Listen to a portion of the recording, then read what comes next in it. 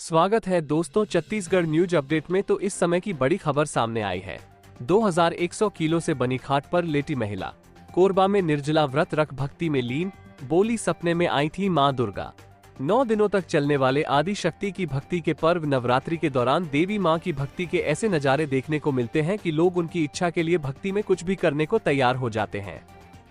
ऐसी ही एक भक्ति देखने को मिली छत्तीसगढ़ के कोरबा में, जहां एक महिला लोहे की कीलों पर लेटकर मां दुर्गा के लिए निर्जला व्रत कर रही है।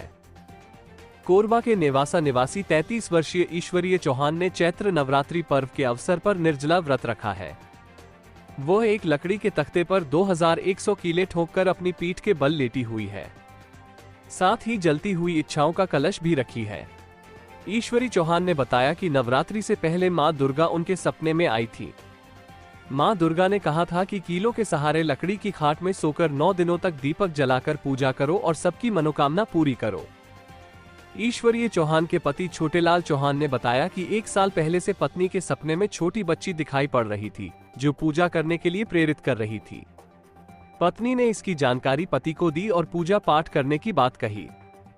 इसके बाद क्वान नवरात्रि से पूजा पाठ करने की इच्छा बढ़ गई।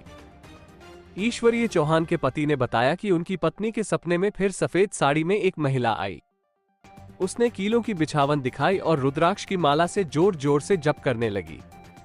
सुबह जब पत्नी उठी तो उसे मंत्र और सपने की पूरी बातें और मंत्र याद रहा।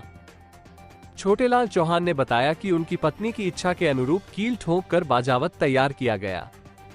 3 महीने तक रुद्राक्ष की माला और सपने में सुने मंत्रों का जाप किया।